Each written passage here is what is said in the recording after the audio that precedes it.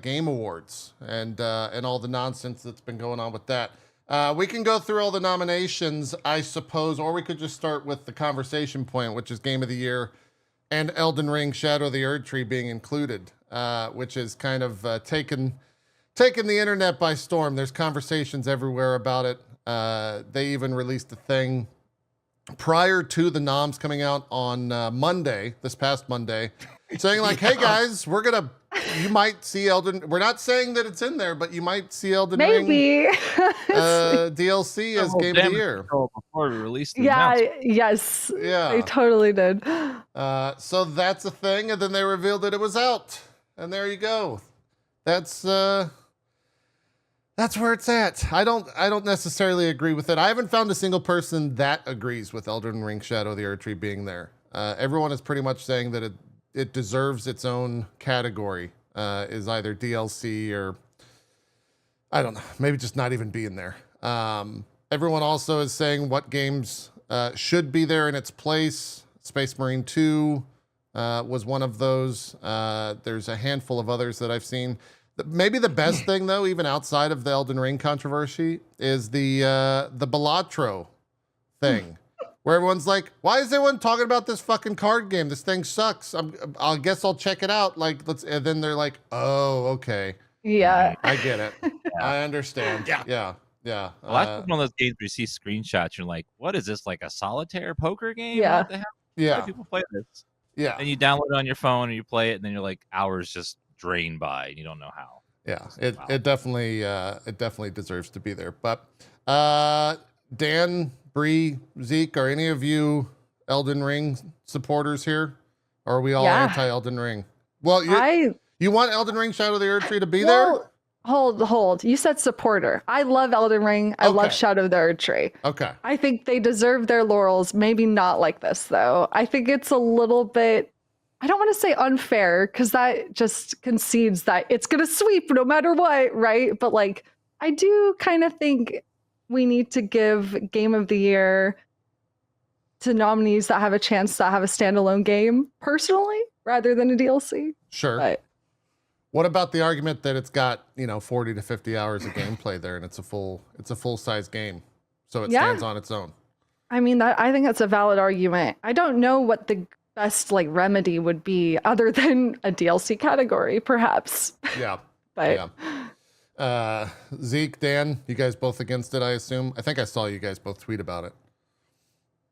Yeah, I personally feel that the reason that I'm most upset is because they do that little thing with the orchestra where they blur all the Game of the Year nominee musics together, and we've already heard Elden Ring the previous year or whenever it came released, and just have a different game there in that lineup. It would have been cool to have that melody with a different game. But yeah, I'm in the camp that Elden Ring Shadow of the Erdtree is amazing, deserves awards and stuff, but I feel like they've already had their time in the sun, and it's time to let other games have a moment.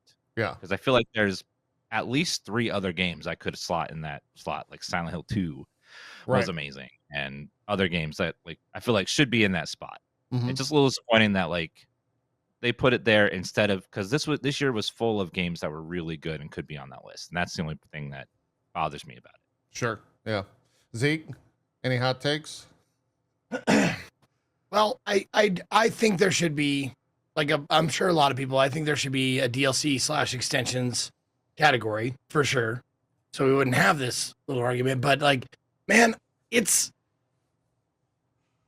kind of up in the air for me, because it's a full realized story. It has a beginning, middle, and an end. You do have to own a previous game in order to play it. I get that's what a DLC is, right? Yeah. But it's also it's got length. It's got a full story, and it's a weird position to be in, because it's the DLC for this wonderful game, Elden Ring, is better than most of the games that came out. For me personally, if you're asking my opinion, I would say the DLC for Shadow of the Erdtree beats a couple of the games on the Game of the Year list, just for how much fun I had and how much time I was put into it and enjoyed my time with. Yeah, I mean, with it being there, I'm just looking at the list. I'd put it above at least 3 of those for me. Mhm. Sure. Me too. Mhm. And I wonder if people will vote that way. I wonder if critics will vote that way. I think most critics are probably going to go Astrobot here, just given like Metacritic score. But 10% still goes to fan votes, so that'll probably be Wukong, since this is kind of a global audience, and they won the that other poll from the Golden Joystick Awards that was 100% fan voted. I think Black Myth Wukong took that, so we will see. It might end up not being a thing at all, but if Elden Ring does end up winning, God bless Jeff Keighley and his mentions, because they're absolutely done for the next Oh yeah. year. Yeah, it was already. Oh yeah. Yeah. Yeah. I love I don't know if you guys watched the actual nomination video they put out, but he was like, and now for the Game of the Year category, of which I am not a vote on. I do not decide this whatsoever. Here we go. Disclaimer. Like a Don't full tweet at me. Yeah, he had a full disclaimer before he went on. I don't so. envy his position of getting all that heat. That's for sure. No, he's Well, getting shit on. anybody who's the face of a company or a brand or something like that, you're automatically going to get people going like, well, why don't you fix this? It's like, I have literally hundreds of people underneath me doing shit. Like, I don't do everything. I can't. It's actually impossible. Yeah. You know, like, I mean, we brought this up before, but it's like when DJ Wheat was like the face, the spokesperson of Twitch, he would just get people like, why don't you ban this person's like, I'm a talk show guy, dude. Like, don't do that. Yeah. I'd also like to add that the Game Awards, the awards always feel like the thing they worry about the least, because most of the rewards they like read off to the side of the camera like Powerball numbers. Like, Sure. they don't let most of them come up on stage and do a speech. That's very true. Yeah. So I don't know how much like weight I put into these awards, but it's just a fun little event, and if they want to put it in there that spot, then whatever. It doesn't really matter in the day. Like, there could have been better games there, but I think there's people that would still agree that DLC is, like Zeke says, it's really good and deserves a spot there. Right. So in the end of the day, this is just opinions. This is one show's group of picks, and there's lots of other award shows like the Golden Joysticks and stuff. Yeah, that's always the funny aspect around this whole conversation is everyone rallies against or has discussion over the Game Awards because of the amount of views and everything that they bring in. Definitely the biggest of any award show out there. And then like the Golden Joysticks live stream, I think had almost 1,000 people watching it, if not 1,000 people watching it earlier this past week. So like, I mean, he's doing something right, I guess, and people care enough about it to constantly bitch and not watch some of these other shows. So, we'll see how it goes. I'm also curious too, like what they actually show in terms of advertising and stuff at this year, because I don't think they get like a Switch 2 announcement. I don't think they get a Grand Theft Auto 6 video, because Nintendo and Rockstar are both too big. They don't care about. I mean, they could care about Jeff, but Jeff needs them more than they need Jeff ultimately. So I don't know what else is there in terms Death Stranding of too, probably. Yeah, there'll probably be some Death Stranding stuff without question. I imagine. Yeah. You think? I mean, are he and Kojima, like, are they on good speaking terms? Really? Yeah, I think they're doing Do pretty they good. know each other? I don't know. I think Cover they're besties. The new Pokemon game is supposed to launch on the new Switch. Is coming out February 7th, so they still haven't announced it. So maybe it will be there. I don't know. Nintendo's going to show it soon, and then show it again at the Game Awards, or the Game Awards would be a good place to put it. So it could happen at the Game Awards. Yeah. I know Reggie was always a big part of the Game Awards and was always there, so maybe they have some connection there. Yeah. True. If anything, that's maybe more exciting because we don't know what the big ads will be, and so hopefully it's all new IP. We'll find out though whenever this goes down. What is this? Is this December the 12th or the 11th? I think it's the 12th, I Okay. believe. Yeah. December 12th, Peacock Theater, Los Angeles. There you go. We'll check it out. Zeke, we're gonna do the customary best esports votes, and you will be voting here. Also reading off. Do you want to know what I voted for, or do you want me to just vote again? Just tell. I mean, you could just tell me who you voted for. Best esports team. Please read the full names. Billy Gaming, Gen.G, Navi, T1, and Team Lyquid. Okay. And who did you vote for? I voted for T1. Okay, that's the correct vote. I'm proud of Okay. you. What good. It's a correct vote. what drew you to voting for T1? Is that because Faker's on there? No, because I asked my audience about that one. Oh, okay. And that's exactly the question I asked. I said, what team is Faker on? And Okay. they said T1, and I was like, okay, I'm voting for that. And guess what I voted for this one? Well, you got to read the names first, please. Best esports 33, Alex Ib, or is it Alex Ib or Alex IB? Whatever. Chovy, Faker, Zywoo, and Okay. Bless you. thank you. Who'd you vote for? Oh, Alexi B. There you go. That makes sense. Your chat told you to vote for. Okay. No. Someone in your chat, Turbo Logic, said the name is Alexi B, Oh, as in what if the last initial. did your Anyway. chat tell you what the last athlete's name is? By the way, it's Kong Kong. Oh. Oh, is that the ZMJJKK? Yeah. Okay. That's Kong Kong. Clearly. Would not have guessed that. Yeah. Clearly. Okay. My chat told me to vote for Faker, so I did. Okay, That's no, what I that's voted probably the correct that or Chovy. And then best esports game, Zeke. Please read the list and tell me what you voted for. Best esports game: Counter-Strike 2, Dota 2, League of Legends, Mobile Legends, Bang Bang, and Valorant. Yeah, And I bet you can tell by the way I read those which one I voted for. you went bang bang. You bet I did. There you go. Maybe not the correct one, but that's okay.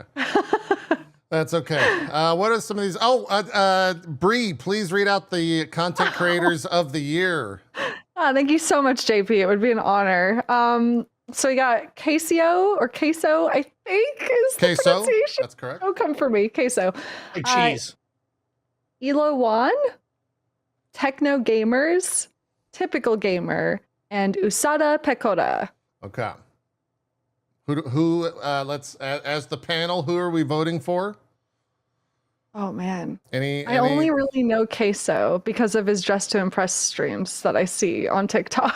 Queso is he's a Zeke. Queso's my favorite chip dip, so I'm going queso. Okay. Hey, there you all right. go. Zeke, I have a thing to say, and I need to see if you're offended by it.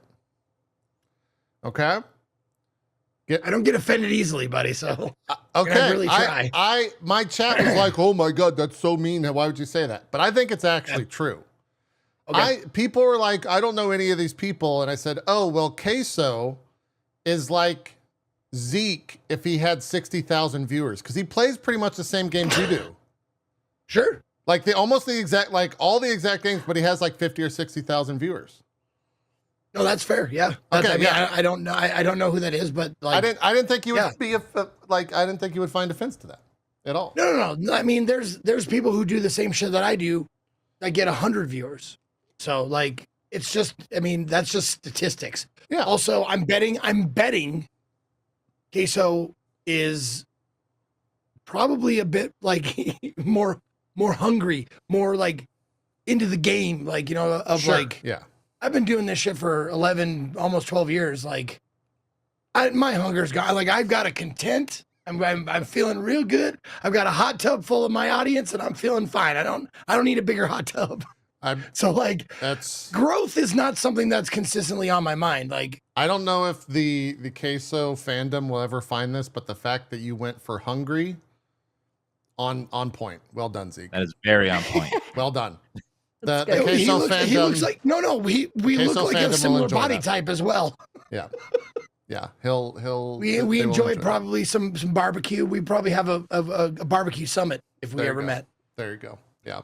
I don't. My chat wants me to vote for USADA here. I think she is a VTuber. I voted for Usada Pekara, and Okay. the reason why is because one of my viewers sent me, unbeknownst to me, sent me a poster of this person, this VTuber. VTuber Funny model, girl. whatever.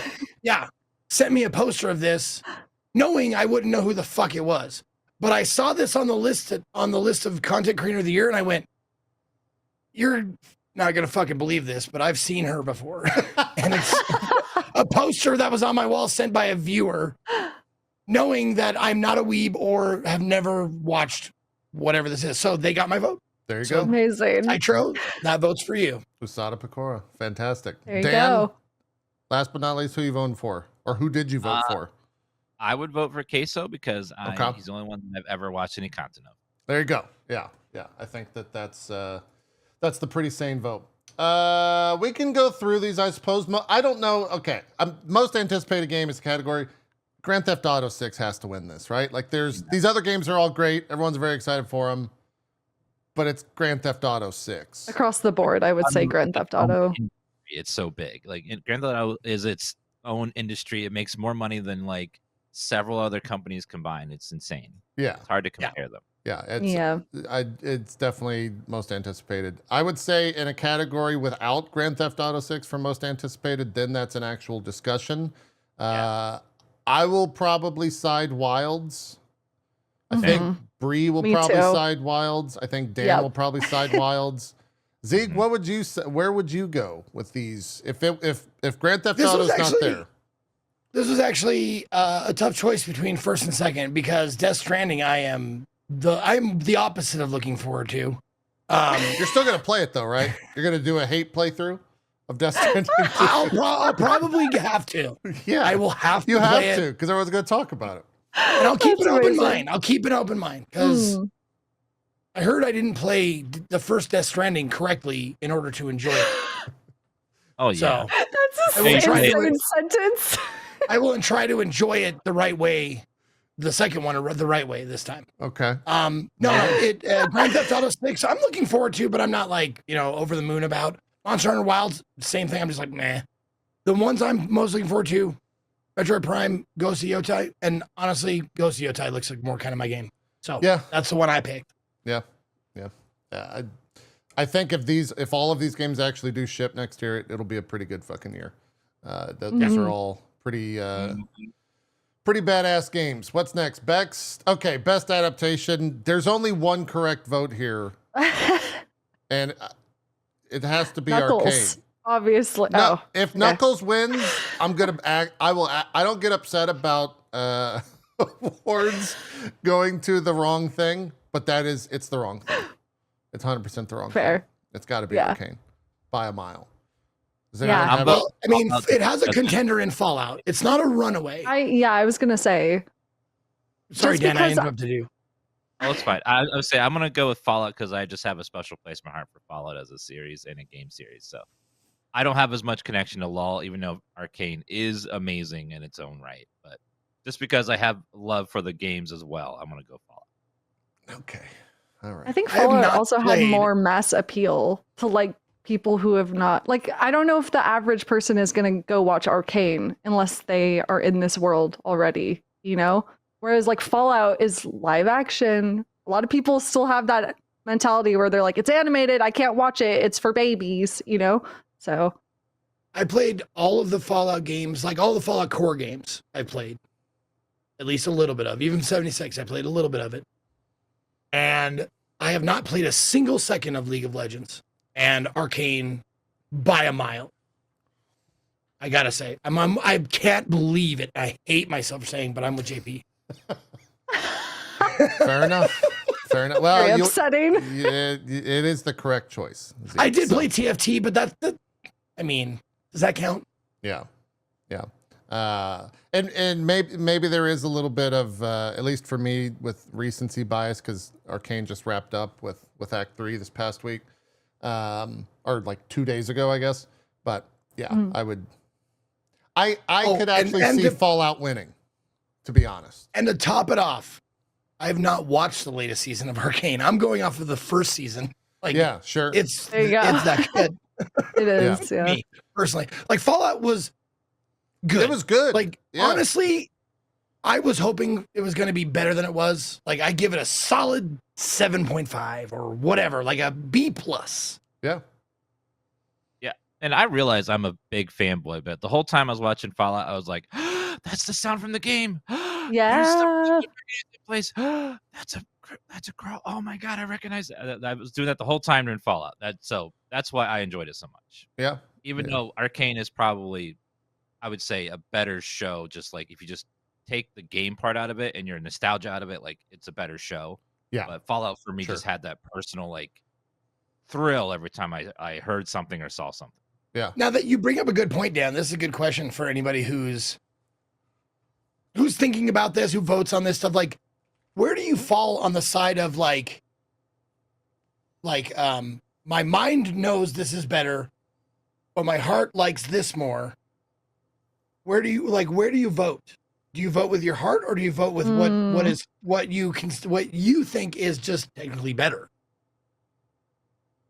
I think if you're voting on behalf of like a show, you have to be like objective and do what you think is the right thing smart wise. And then voting for yourself, it's based on your heart. See, Okay. but I that agree. works in my favor because I fucking hate League of Legends. I still play it, but I fucking hate League of Legends.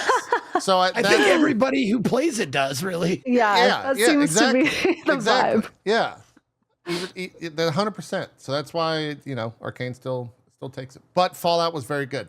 I don't fucking understand. Is Knuckles even out? Did that even come out yet? I don't know. I finally watched the first Sonic movie like 2 months ago, and it was okay. I wasn't. Yeah. First one was okay. Second one wasn't as good in my opinion. So Okay. I didn't watch the third. It was fine. Yeah, I haven't seen it yet. I didn't even know there was a Tomb Raider show, so that's the surprise. The Tomb Raider show is actually supposed to be pretty good. It's on Netflix. It's an animated show. It's supposed to be pretty good. I don't like a Dragon. From everything that I heard, I haven't watched it. It's supposed to be fucking terrible. Like I heard bad. It's truly not good. I Yeah. feel like this is the only 5 adaptations that were here. And Maybe so. But Slim pickings. I guess Minecraft isn't out yet, so Minecraft will be there next year. I don't know. I don't Where's have the plans to Borderlands- see either. Borderlands movie. Why is it not on here? Well, there's only that's right, the Borderlands film. Well, I mean, if Like a Dragon is better than Borderlands, then holy That's what I was shit. gonna say. Yeah. Oh my god. That's why they Jesus. put Knuckles on, to make Borderlands look like even more shit. Yeah. They're like, okay, we could give the last spot to Borderlands or Knuckles. What do you want to do? Jeez. Knuckles? Yeah. Yeah. People aren't going to be mad if we put Knuckles Yeah. up there. Yeah. I think it'll definitely be Arcane or Fallout. I think I think it was Bree that said like Fallout does have that like mainstream appeal. Mhm. And it does. definitely got people into it that were not. And I think there is the anti-animation conversation out there as well, where people are just afraid to watch it. Someone in my chat was saying that Arcane is the most watched thing on Netflix this entire year, right behind the Logan Paul fight. So I don't know if there's actually any validity to I that. believe but that. I would believe I it. don't know if it's true, but I would believe it. Yeah. And I guess I should say, and chat's been saying it, shout out to Ella Purnell because she's in both Arcane and Fallout. So there you go. Just get Ella Purnell to be in your show and you'll have a great adaptation, I guess, is how that works out. What's So the she's next going thing? up on stage no matter what. Yeah, she will. Oh yeah. She will. Best multiplayer, Blop 6, Helldivers 2, Super Mario Party, Jamboree, Tekken 8, and Warhammer 40k Space Marine 2. Probably Blops, I would think. But Helldivers is pretty good. I don't know. I'm going with Helldivers because that was a game that even for me that doesn't like multiplayer, I loved it. And like it was like a good appealing to most people. Yeah. You got a lot of Yeah. people multiplayer that normally wouldn't. It was just like fun and lighthearted, ignoring all the controversy stuff that happened. Like just the game, judging the game on the game. And like it was just really fun and just had a lot of people like playing it. And it was just like I feel like everyone was playing it when it came out. It was just so good at that, especially when it came out in February where nothing else was coming out. Yeah. That is true. It's the only one I touched on the list. Mm. Yeah. Oh wait, no, I did Space Marine 2. Never mind. You didn't do multiplayer though for Warhammer, right? You played No, through I did single not, player. Okay. No. Yeah. Bree, any strong feelings for this? I would say Helldivers too, and I didn't even play it, but just the like impact it had on the people around me who were playing it. Like everyone I knew was playing it together, and it just felt like a cultural movement online to experience it with each other. So I feel like it deserves its flowers. Sure. Yeah. I think if you ask a Call of Duty fan, Blop 6 is kind of a return to form, as they say, this year. So this one's probably going to be, it's kind of contested. Fighting game fans are all in on Tekken 8, 100% there. Maybe It's the only fighting game on there, isn't it? yeah. Maybe not at the moment, because I think most Tekken 8 people are pretty upset at Tekken 8, but at least when it launched, people are into it. It's kind of wild, the difference between every single one of these games, but they're still multiplayer at the end of the day. So do you guys think the biggest snub is in this category? Because I do. What was that? What would that be? Where's Concord, man? Oh, It should be. Oh, fair. Yeah. It's funny because I bet you if you were to look up like social media buzz, Concord would probably beat out all these games. probably. in terms of people talking about it. The most talked about games of the year. Yeah. I would love to Concord see that probably on the category. I top. would love to see that, Ooh, like, yeah. most talked about games, not good, bad, just whatever it was. If it was good or bad, both. Like, what is the most talked about game this year? I would That's say controversy award. Yeah, I would say Yeah. maybe Assassin's Creed Shadow might be higher than Concord because there is a lot of conversation around that, but also maybe Pow World. Pow World might be most buzz. Yeah, it's true. But also, I mean, Helldivers too. Also, with all the Sony stuff. Yeah. Yeah, a lot of conversation. Chat's also saying Velgard could be thrown into that. Delgard had a lot Oh of. God, yeah. Yeah, Oh God. Velgard had a lot of conversation. Definitely. Concord tanked an entire company. So, like, Yeah. Yeah. No, that's you're 100% true there. What else was there? Best. I didn't vote on this at all. I did see some people upset that there wasn't the college game day or the college football game here. It was apparently better in all these, but I don't know. Does anyone have any strong feelings about best sports and racing game? Great. no, this is what I rolled a D5 on it. My There D5 you said go. top spin 2K25. Fantastic. There you go. Fantastic.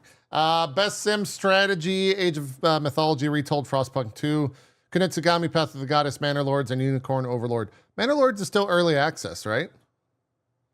I think so. It's really it's on there. This is an early access being added in there, which is kind of strange. Would you put Satisfactory into this category? I think it's a sim. Yeah. It's kind of a sim game. So yeah, I'm surprised it wouldn't be on there. It's definitely Okay. sim and strategy. Yeah. Sure. Yeah, I would say Satisfactory might take all of these. Yeah. It was that.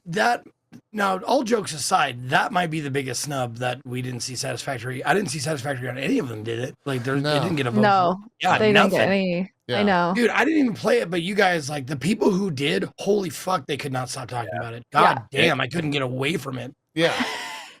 I'm still optimizing my conveyor belts in my dreams. Like it's Yeah. just Yeah. It happens. It happens.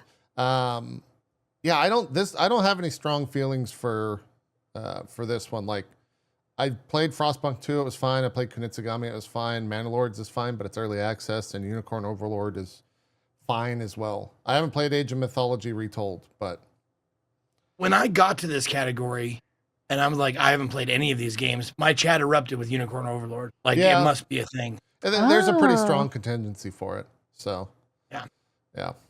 out of all those games on the list, the one that disappointed me the most though was Frostpunk, only because it was so different from the first game, and I was not expecting how different the game was going to be. Sure. It was made well, but it just wasn't the game I was expecting it to be, and that was disappointing to me. Yeah. Mm. Yeah. It would be cool if Kunitsugami won this just because it's such a weird game. And it's a product that we don't see anymore because it's such a risk for Capcom to put something like that out, or for anyone to put something like that out. But I'm not really feeling strongly towards any of these. What's risky about it, out of curiosity? It's a fucking really bizarre game. Like it's Oh, it's just bizarre. Okay. it's just it's like there's no there's It's a lot not of an risk. inherent audience. There's so much risk involved with it. It's just and at its core, it's like a tower defense game almost, I guess is how I would describe Okay. it. But even its art style is Mhm. like niche in its own. The whole thing is just a risk. I think it It ended was up one doing of the most good, but creative games I've played this year. That was like from a big publisher. It was Totally. surprising. I'm like blown away by how cool and unique and different it was. yeah. And I think sales wise, it did pretty well. So, maybe we vote for that. Maybe that's the vote because we just want to see it do well. I don't know what else would take it. I guess maybe Unicorn Overlord because that's also pretty niche. I just hope Manor Lords doesn't take it, even though out of all these, it might have the biggest audience when it comes to just raw numbers, which only means 10% of the vote. But don't know. This one's tough. I don't know if there's an actual clear winner. So we'll just move ahead. Best family game, the Nintendo Award. Nintendo got out Nintendo. Except it's not going to Nintendo it's not this going to year. go to Nintendo. Hey! Astrobot Yeah. wins this. Like, there's not even a Astrobot's discussion. sweet. Yeah. Yeah. Astrobot, Princess Peach, Showtime, Super Mario Party Jamboree, The Legend of Zelda, Echoes of Wisdom, and The Plucky Squire. I could maybe see Echoes of Wisdom having some sort of a competition here, but like Astrobot was, I think we all played Astrobot, and like they out Nintendo'd. I haven't played it yet, but have heard nothing but amazing things. So Yeah. it's on my list. Yeah. It's a game that was an absolute joy to 100% it, and that rarely happens with games. Like it was fun to get all the secrets and collectibles, which is really hard for me to be into. Yeah. A game that much. Same. Yeah. That's exciting to hear. Zeke, you go Astrobot, I'm sure, right? I think you were head over Absolutely. heels with that game. Yeah, no, I was gonna high five Dan for like, I platinumed it too. Yeah. It was. It's got to win. Best family game. Best fighting game. For Max, I hope that Marvel vs. Capcom Fighting Collection Arcade Classics win here. I don't know if it will. I think Tekken 8 could probably compete with it. Dragon Ball Sparking Zero, Grand Blue Fantasy versus Rising, Multiversus, Marvel vs. Capcom, and Tekken 8 are the 5 games for this. But I hope it's MVC. I haven't heard anyone complain or anything about that. You didn't say the name of the first game, right? Say it again. Oh, sorry. Dragon Ball Sparking Zero. There you go. There you go. Yeah. Yeah. Dragon Ball Sparking Zero. Yeah. It's Which important. I think, like, number wise, Dragon Ball could actually have like the biggest fan vote when it comes to the 10% for that, because that game was huge on Steam, especially. But yeah, I hope Marvel vs. Capcom, even though it is a remake. Like, it's just a port. They didn't really. I guess they added like some stuff to it. I don't know. It's an odd game when you get into what it actually is, because there's 6 games in the whole collection or whatever. It's kind of a strange. And, correct me if I'm wrong, but I think I saw a list of like the best-selling fighting games of all time. I don't know if it's top 10 or top 20, but Sparking was on there. Yeah, no, it sold incredibly well. Yeah, did very, very, very, very well. As I think, it's the. I think Dragon Ball Sparking Zero was wasn't it like Buddha? It was the spiritual successor to Dragon Ball Budokai or whatever it was from like 11 years ago. People hadn't had a new game for that, so yeah. Anyone have any strong feelings here? Multiverses being here is interesting. That's all I'll say. Yeah. I don't have a horse in that race, but I think didn't it win in this category a few years ago or something? I remember something like that. I don't. Multiversus has had a weird run because like it came out and then they're like, all right, we're turning it off. We're done. And then now it's like back. Yeah. as a game. Yeah. It did at one in beta. Oh, And then they okay. shut it down in 2025. So at one is a beta. Okay. They shut it down. They shut it down this year, and I think it's back next year or something. Or it's in I early see. access. All Yeah. right. Weird. That's a weird thing. I hope it does not win. That's all I will say. Maybe Tekken 8 is just the sure vote there. If fans are going to rally behind. That's what I voted for. Yeah. Best RPG. People, this is, I think, at least for our panelists here, this is maybe the one that can weigh in on the most. Dragon's Dogma 2, Elden Ring Shadow of the Erd Tree, Final Fantasy VII Rebirth, Like a Dragon, Infinite Wealth, and Metaphor Refantasio. No Dragon Age. No, what else is missing from this list?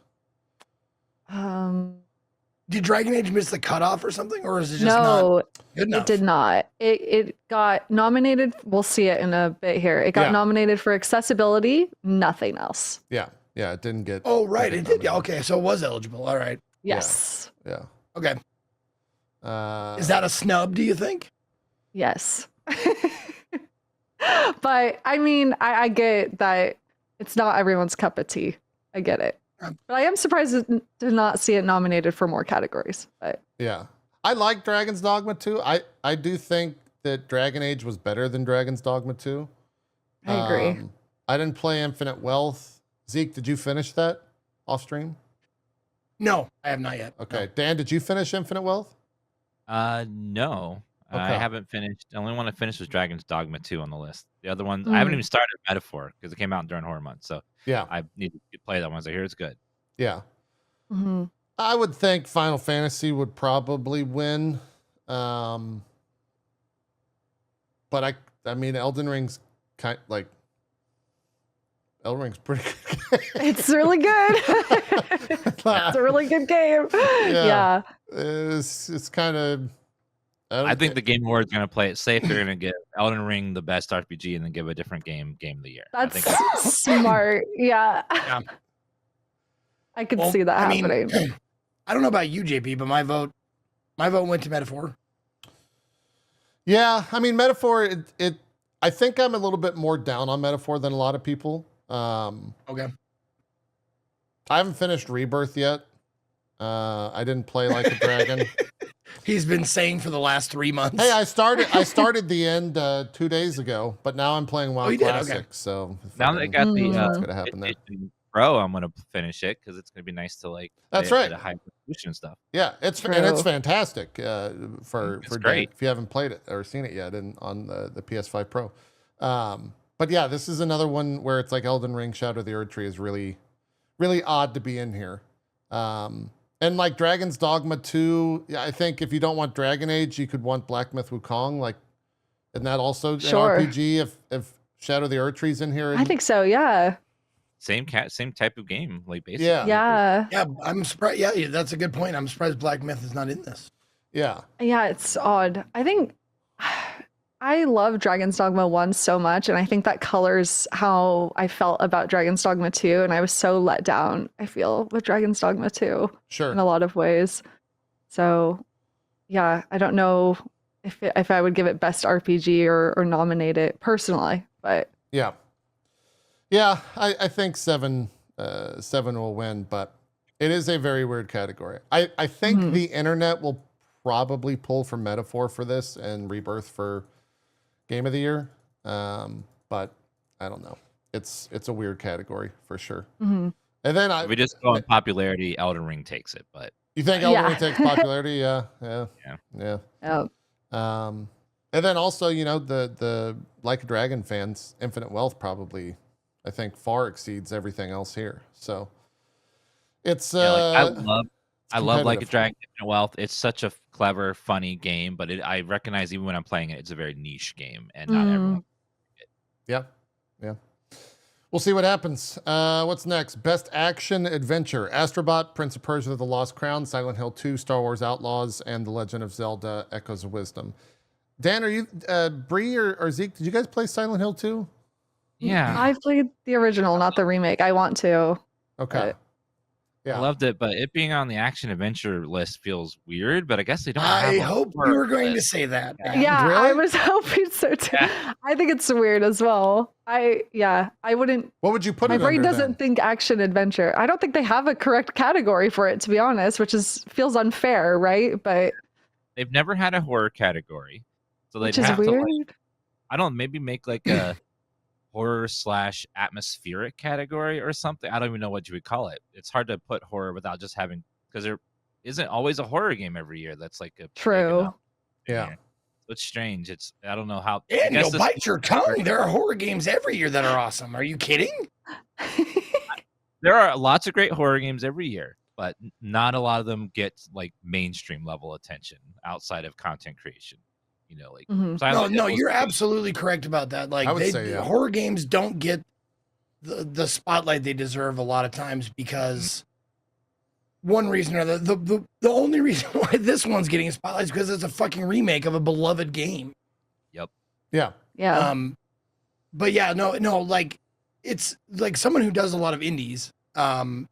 It's horror is an easy like genre to make your first game in, and have modicum of success. Just like that's why there's so many B horror movies out there, because it's a genre that you can break into that you don't like. People will forgive a maybe not so great story if it has good like horror scenes, like gore or suspense or terror or whatever. Good Yeah. jump scare too. Yeah. I mean, it's again a weird category. Like Prince of Persia being like, it's a good game. Lost Crown was a good game, but I don't know if it would be an action adventure game. No. Like Mhm. going by, they say for best action adventure game combining combat with traversal and puzzle solving. That is what Prince of Persia: The Lost Crown, like there's puzzles, there's traversal, and you have combat in that game. But I don't know how you can put that in the same category with like, I guess Silent Hill and Star Wars Outlaws. Like those are the three of those are just wildly different games. There's also something so funny about Silent Hill 2 being in the same category as Astrobot. Like I know. Or Like, or the Zelda, duality yeah, there, it it's like goes with them. whiplash. Yeah. Yeah. No, yeah, horror suspense should have its own category. I Yeah. will die on that hill. Yeah. Yeah. I guess Astrobot would be what I vote for here. Dan, does Silent Hill take this for you? I can't vote for it because of the category. It doesn't make any sense in that category, but it's the only place I can vote for it, so I'm gonna vote Silent Yeah. Hill. Yeah. So I have. Yeah, I it's the only think place it is. Yeah. yeah, the categories are confusing because I would take Silent Hill 2 and maybe even Star Wars Outlaws out of there and put Stellar Blade and Black Myth Wukong in there. Yeah. Yeah. I mean, it's either that or you take Silent Hill and Lost Crown out, right? Then put some other it's a weird category. If you take one of those out, then you put some other games in there that are maybe of the same classification. It's a weird thing. It's definitely a weird category. I think Astrobot will probably win though, just for overwhelming votes. Best action game. So there's action adventure. And then There it is. Okay, action never mind. game. There they are. Okay. I forgot they were in this category. But this is even a weirder category. Black Myth Wukong, Blop 6, Helldivers 2, Stellar Blade, or Warhammer 40k Space Marine 2. Whoops. I didn't think they'd be stupid enough to make a category that was action, adventure, and action. But I guess I was wrong. Well, yeah, it's It's a lot of Why not overlap. horror? Good. Just Yeah, have I this know. category be different and have horror have its own. It's confusing. So much overlap. I don't. It's the one that sticks out here the most is Call of Duty, but I guess it is an action game. Technically, I always consider FPS a separate category from It's action. best FPS. Yeah. Right? Like it's best FPS. Yeah. I don't really feel super strongly for any of like Space Marine would probably. I don't think it'll win. But that's probably where my vote would go. Dan, did you finish Stellar Blade? No. I played the first couple hours and I was like, I didn't really feel like I needed to keep going, but Yeah. apparently it gets really good. I just haven't gotten past the beginning. I know Zeke finished it recently. Yeah. But did you finish this is- Wukong, Zeke? No, this is one of the hearts and minds thing. Like, I know that Black Myth Wukong is probably objectively, technically a better game, Yeah. but I bounced off it. Like, I played it for 3 hours and I was like, I'm not into it at all. And Stellar Blade, I actually played all the way through, so I guess that's why my vote went there. Yeah. Yeah. Breed, did you feel strongly on any of these? Not really. I mean, yeah, I guess Wukong of this list. I never played Stellar Blade, but I've heard, again, I've heard like mixed things about everything on this list. So, Yeah. Stellar Blade, because we haven't had a show in 3 weeks, haven't even talked about, the games we've been playing, but Stellar Blade is such a weird game in that, like, it's very closely related to Nier, or not related, but like associated with Nier, right? It's a similar kind of idea. But Nier obviously had better execution. I don't think anybody's going to argue that Nier had better execution. Yeah. And I loved all of the costumes and outfits and all that kind of stuff. I love gooning about dumb stuff, like when she's climbing a ladder or she's like doing all this shit. I'm not going to hide the fact that I was like, that's funny, but also it took the immersion like that many steps out of it because of that. Did you see what they did with photo mode this past week, Zeke? Did your chat tell you about that? Yes, I've seen that. I've seen the clips. I saw videos this week that made me want to go back and play it because the character from Nier Automata is in there, and I was like, I deserve to give this game another chance. Like, it seems like they've added some good stuff to really like appeal to the modern gamer. So I'm gonna go back and try it, finish it. Yeah. It's also PS5 Pro improved, Dan. You can play it at a higher res now. Oh, hell yeah. Higher FPS, yeah. I think it actually has 120 FPS mode, which is also kind of wild. Oh, that's great to see. But yeah, it was announced since last time we did a show that it's coming to PC. So thanks, Zeke, for playing the game and getting it on PC for us. I think you're welcome. In the middle of your playthrough, they released that it is coming to PC. So they were on top of it this time around. But yeah, going back to the category, it's another weird one. I don't know how Black Ops 6 is in here. I don't know. I think it's probably between like the first three, Wukong, Black Ops 6, and Helldivers, but I have no idea how critics are going to vote. All of those did pretty well critically. But if you factor in Helldivers, it had like such a slump in the middle of the year. I think it's back to being fine. Apart from the whole, you still have to have PlayStation account to play. But I think it's fine now in terms of everyone playing it. So it's a weird category once again. What's next? This one's weird because Asgard's Wrath came out last year in December. So that's strange to be on there. I don't know if any of us have played VR games. I've played Asgard's Wrath. I've played a little bit of Arkham Shadow. I haven't played any of the other three. Asgard's Wrath is an 80-hour RPG in VR. It's generally, I think, regarded as like the best game on the Quest. Batman Arkham Shadow came out like maybe 2 or 3 months ago, and it was pretty good. I haven't seen anyone talk about Metro Awakening. I think Ko said he was going to stream that soon-ish, since it is a Metro title, but I could probably see Asgard's Wrath taking this, but it's a little bit odd that it's there just because of how they do the dates on releases and everything. So I don't know if you guys have strong opinions. Again, VR is a very niche title. It's very hard to get into, regardless, just for the actual cost of it. And then as streamers, it's even harder to stream it. So we'll see what happens there. And do you honestly think that more people have played a VR game or the games that would be up for horror or suspense of the year? Like, there you go. Yeah. I mean, yeah. I bet you, though, that there will be a meta ad here, Zeke, for the Quest somewhere in this show, and there will not be a ad for mobile or for indie horror game that's on. That is, survey says. Yeah.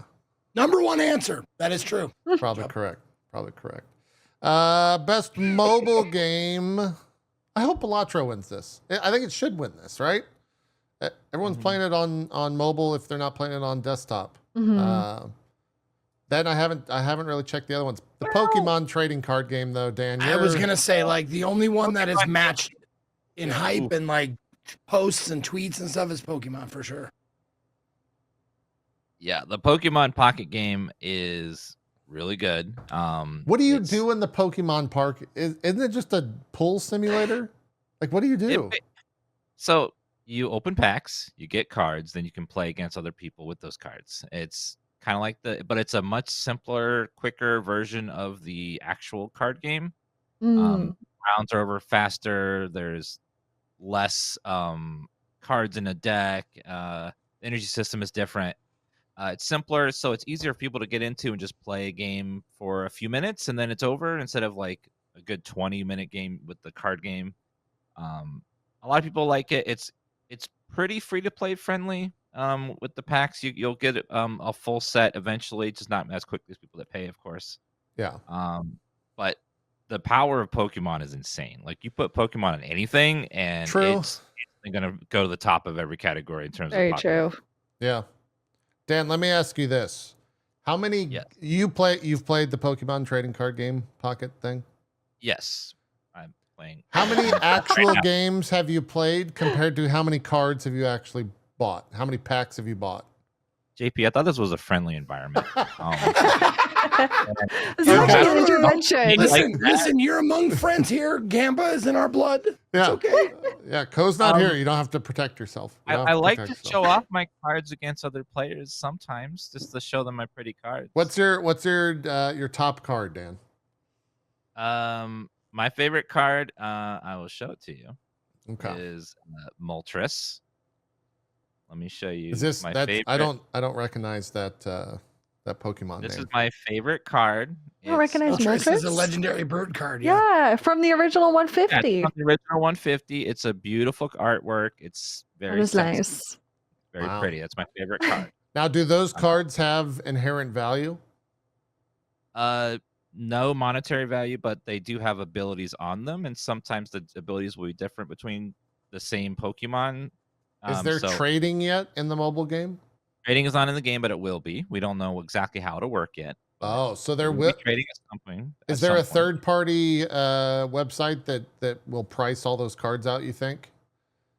I don't know. Like that, we don't know how the details of trading will work because I'm sure they're going to try to combat people selling stuff. So Yeah, we're I was not gonna sure. say, how are they gonna how do you combat that? They haven't released details, so Mm. I'm sure there'll be like some sort of like you have to be friends with someone for X amount of time or whatever to trade. But for right now, we don't have any details on trading, so we can't comment on it. Okay. All right. So Dan, I'll pose the question to you full circle. You think Pokemon's better than Balatro for mobile game? I think Balatro is a much better value game. You pay $10, you get the game. It's dozens of hours. You pay no more. Pokemon will always want money. But Pokemon will over time change because they're going to keep releasing packs, and packs will change the game. If you play the game part of it, it changes the meta, changes what's popular, it changes what works. So it's a game that will keep growing over time, whereas Balatro is a great pay $10, get the whole game, and never have to pay another dime on it. Okay. All right. I would go for Balatro because I think it's an indie game and it's really good and it's fun and I hope it wins, but I see Pokemon winning this just because of the power of Pokemon. Sure. Zeke, Bree, you guys have any strong feels about it? I don't I even haven't played a single game in this category. Okay, I yeah, still have not played Balatro, sadly. But Okay. I was gonna say we're not really a mobile gaming crew. Yeah. No, I voted for Balatro just because it's the only one I played, and I hope it wins over Pokemon. Okay. You hate Pokemon No, that I don't much? hate Pokemon. I'm just like, don't you have enough? You're good. You're good. I don't- Pokemon, the most valuable IP in the world, Yeah, I don't think they have enough, Zeke. or one of them. Yeah. No, I think it is still Three. number one. Best debut indie game. Zeke, I'll default to you here first. Animal Well, Balatro, Manalords, Pacific Drive, or The Plucky Squire? This one was kind of tough, man. Yeah? There's some good. There's You're some a good pretty big titles on there. Pacific Drive fan, too, so I guess you would Yeah, be. that's what I voted for. Oh, that's I what voted you, for. I okay. voted for Pacific Drive, but Plucky Squire is for a younger audience. I thought it was going to be a little bit more complex, maybe a little bit more difficult, but I think the target audience for Plucky Squire is a lot younger. Manor Lord, I didn't play Manor Lords, but I don't It's know if early that's a game I would access. like. It's a weird thing for it to be here, I think, because it's an early access title. And yeah, Zeke, I But don't yeah, think you would like it's it a at all. strategy city builder. So like, I don't think that's not for me. Yeah. But Animal Well is fantastic. Balatro also fantastic. But as far as like what I want to win, I would love to see Pacific Drive take this. Yeah. I'm okay with Balatro or Animal winning. Balatro is, I think it's a solo game dev, and Animal Well is a wild thing because it's like, that's Video Game Donkey's first game he's ever published, and it's up for like debut indie game. And I'm a huge Donkey fan. I think that's awesome, especially when everyone, probably including me on this very show, was like, there's no way, like he's a content creator, he's not going to know what he's doing. And then his like first game is like a huge fuck you to everyone that thought that. So, Yeah. Solo dev as well on that. yeah. And so Pacific Drive was fun for sure. I think Plucky Squire and Manor Lords are definitely out for me. But as long as one of those other three, I think, wins, I'm okay with it. Yeah. Dan?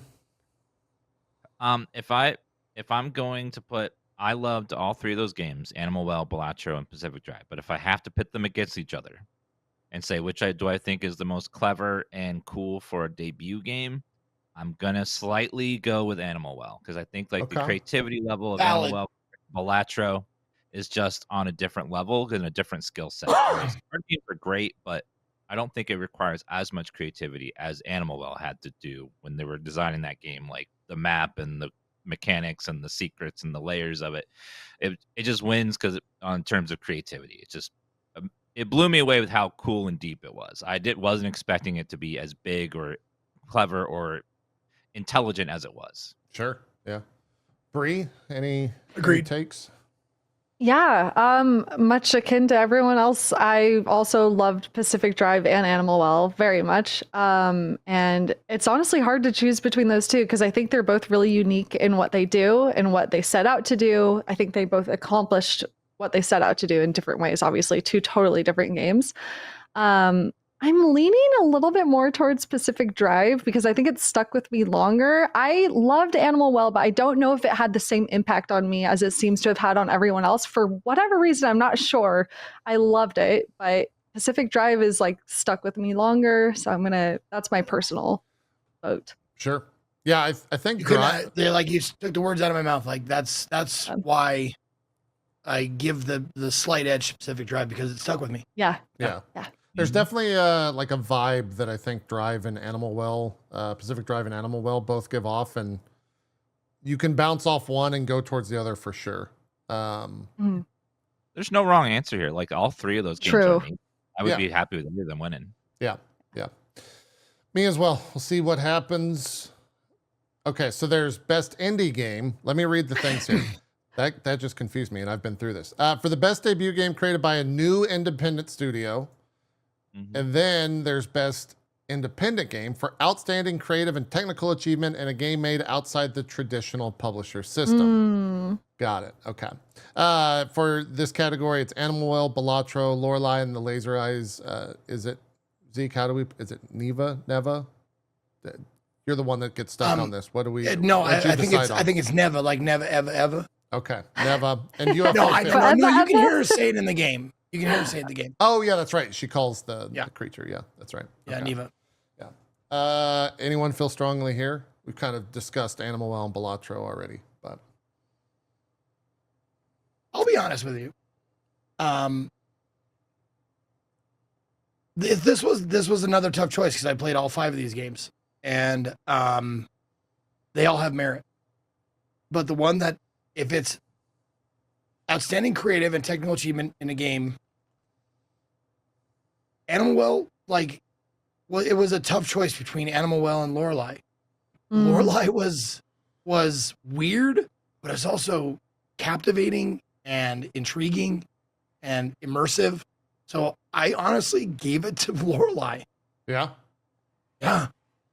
How long is Lorelei and the Laser Eyes? I'm not sure. Probably on I think the it's just a shorter couple side. hours, like 4 to 5. I think I heard. Okay. Maybe shorter. Yeah.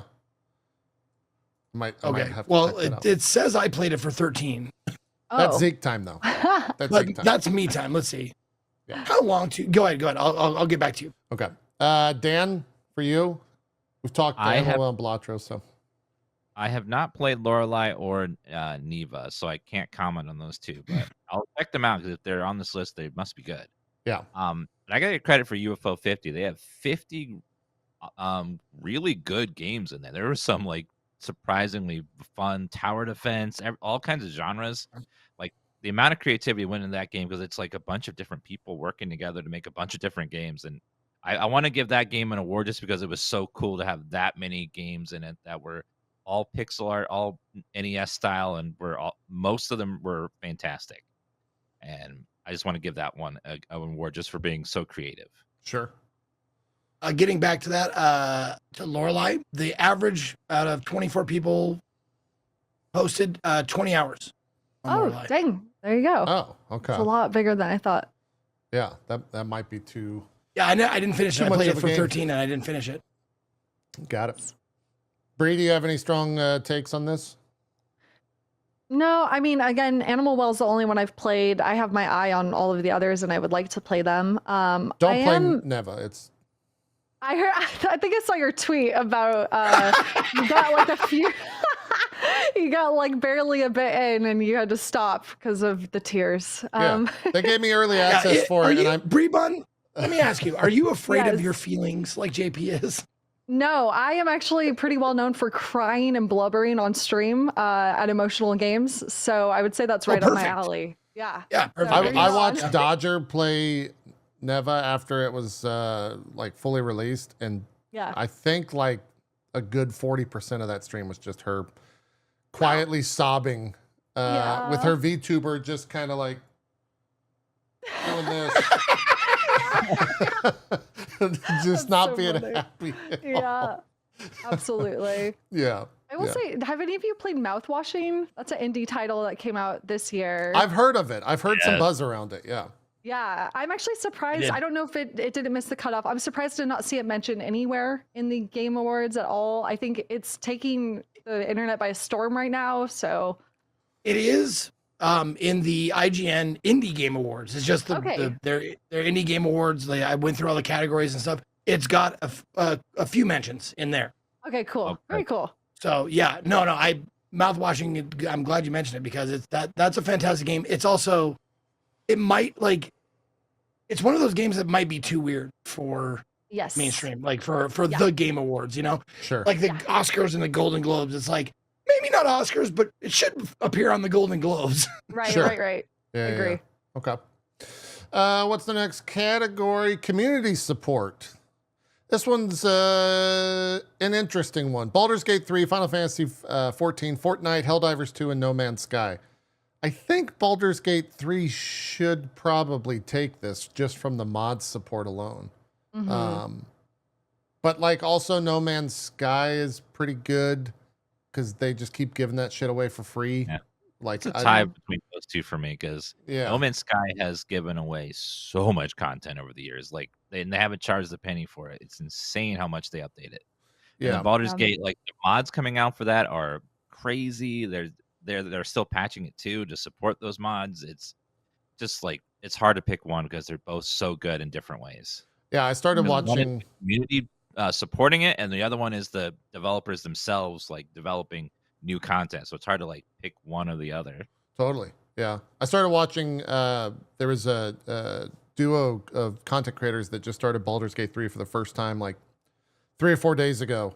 And I quietly was just like, fuck, this game's actually so good. Like, goddamn. So good. It is. How fucking really good this is. game is. 100 hours for another playthrough. Yeah. I was just like, I can't start another playthrough here.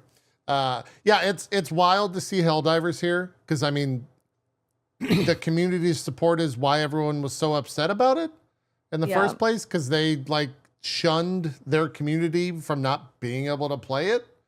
But that's the publisher. It was like, it and was not the riding devs. high, and then it just like stonks went down. Yeah.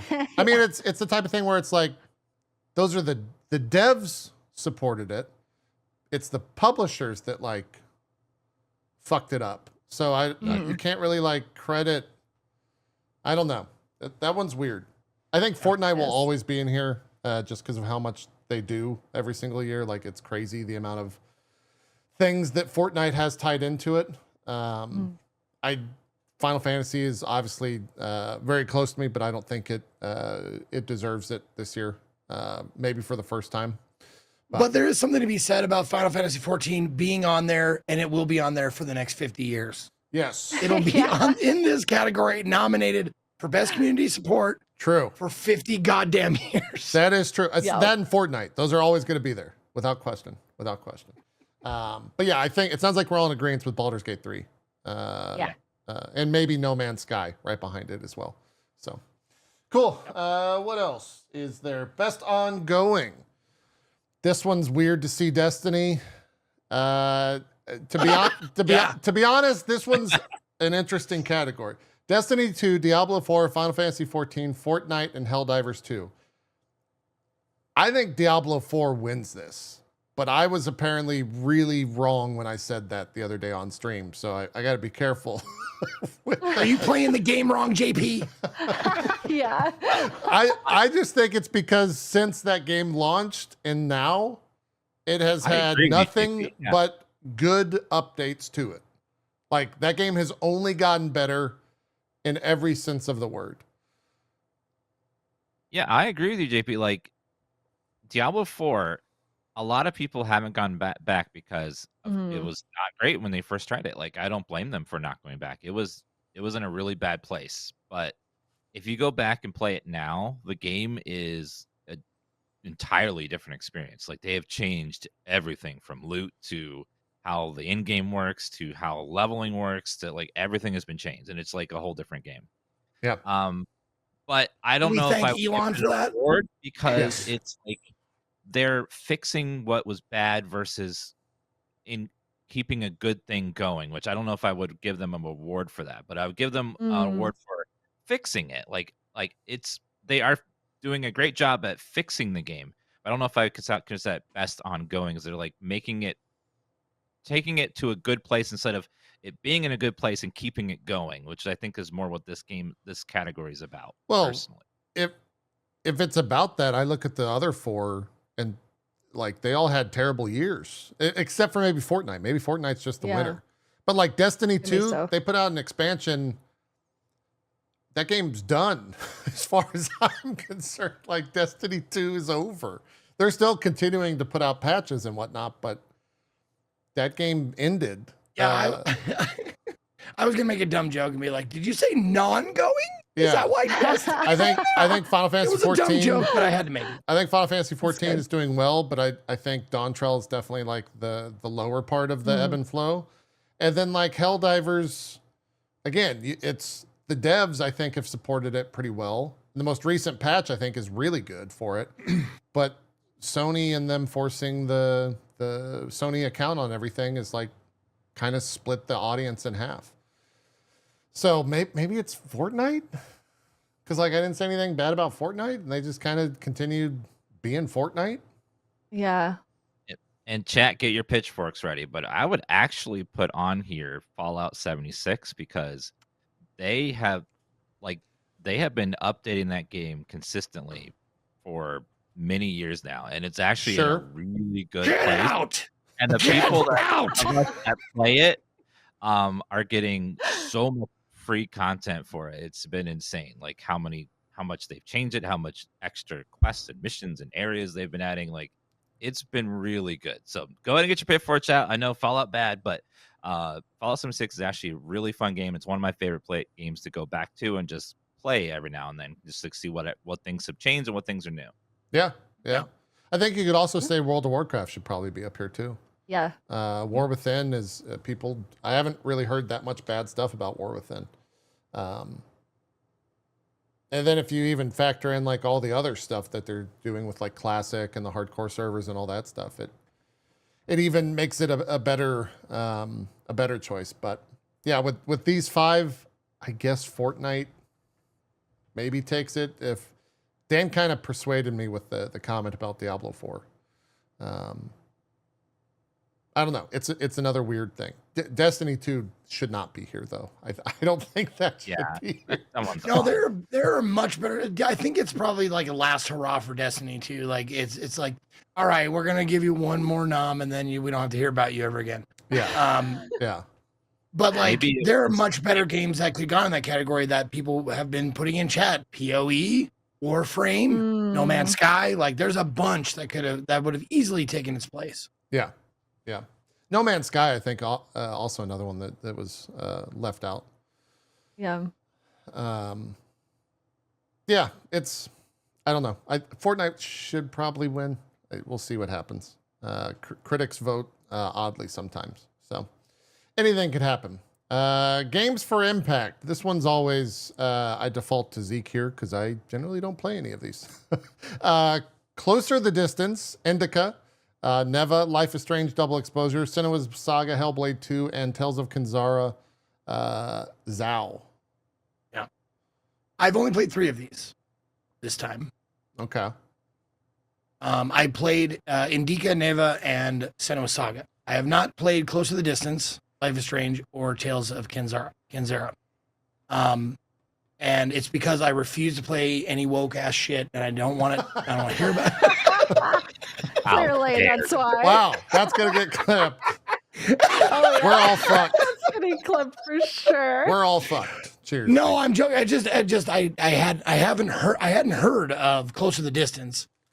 Tales of Kenzara, like most of the indie games I play are suggested by my audience. Sure. And if they aren't suggested, then I don't really see them all that much because I get like 20 to 40 like suggestions per week of like indie games.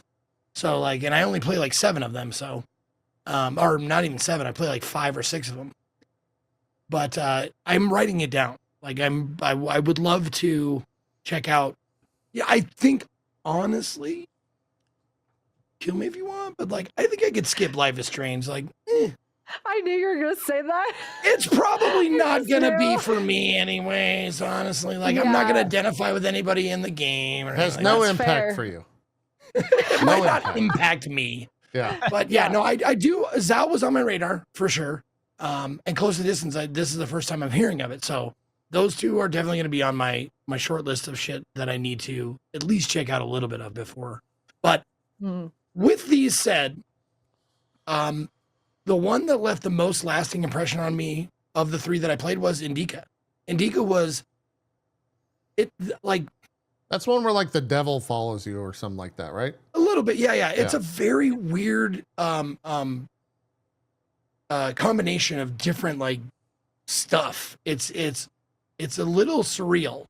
Like you play this very serious like story with actually like really great graphics, really great like technical aspects of it are really good. But then you have this weird like video game sounds and upgrades and it's just a weird like idea, and I loved it. And it's something that I would just like, any game that makes me go what the fuck in a good way. Like I love that shit. I love being left with like pondering questions about like why they chose to do it. Not even the story, just like why the developers of this game made it this way. And Indica had that for sure. Yeah. Okay. Yeah. Indica was my pick too, because it was like it like Zeke said, made me go, what the hell is happening? What is going on? What is the story? What is like, why is this stuff? It was so weird and bizarre, and in the end it all clicks and makes sense at the end, and you're just like, oh, and it just makes you think about it after you're done. And that is a sign of a good impact game, is you're like still thinking about it after you're done playing it. It's the messaging, and then the story, and then it all clicks together, and it's bizarre, and like as you're going through it, each of the levels is like brilliantly crafted, and the voice acting is great. Like they nail the characters. Like everything is done very on purpose. You think it's not done on purpose in some places, but then you find out that later that it is, and like it was all intended that way. It's just overall a great, fantastic game that like sticks with you long after you're done playing it. Yeah. Okay. Bree? And Senua's Saga. Oh, go ahead, Bree. Go. No, please. I want to hear what you have to say about Senua's, because these are all on my list, but I haven't played quite a bit of them, so I'm curious. Well, Senua's Saga is really, really good, but it's also like it feels like an extension of the first game. Like I don't know if I would say too much, but a bunch of the stuff that made Senua's Saga, the first game, Hellblade 1, made it so special. They took it and put it into another game, and it's still great, but it just like it loses its flavor, Yeah. It becomes it's like, they overdid some of the stuff as well, like the voices in your head and like stuff like that. They kind of like leaned into it a bit too much for my taste. right. Yeah. Mm-hmm. It's kind of like a case of like, can lightning strike twice kind of vibe, where it was like lightning in a bottle, the first one, but maybe harder to recapture that experience. It's honestly like it seemed like it's great, but it seemed like a case of, did this need a sequel? I would have rather seen a brand new thing from this studio. Sure. Yeah. All right. Sounds like is it Indica? Is that is how you guys were pronouncing Indica, it? yeah. Indica. As far as I know. Indica. Okay. All right. That'll take Games for Impact. Innovation in accessibility. Call of Duty Black Ops 6, Diablo 4, Dragon Age of Veilguard, Prince of Persia: The Lost Crown, and Star Wars Outlaws. They don't link it here, but they had a full description of everything that these games did for being innovative in accessibility, which I thought was pretty useful to go through this. I don't know if you guys feel strongly towards any of these, but if not, we can just go towards the next one. And I would point people towards that list for what to vote on. I don't really feel strongly. Someone in your chat said you can literally play D4 if you're blind, which I think is if true. That's awesome. Yeah. There's definitely been a lot of strives for all that stuff. I didn't really go look at anything in particular. Nothing like stood out. I think one year, was it last year, where like Street Fighter 6 was there, and it was that you could play Street Fighter 6 if you were blind. Like they made it so it would tell you audio cues and everything like that. I don't know if there's a game of something like that. Yeah. I don't know if there was anything similar, but Chad is saying that Diablo 4 is good regarding that. So Accessibility. yeah. And yeah, there was a blind competitor in Evo, I think. All right, Kilgore with the comment of the day. D4 is for the mentally challenged, so I guess it earns it. Thanks, Kilgore. Appreciate that. Jesus Christ. Oh boy. Oh, Holy brother. Shit. Damn. Best performance.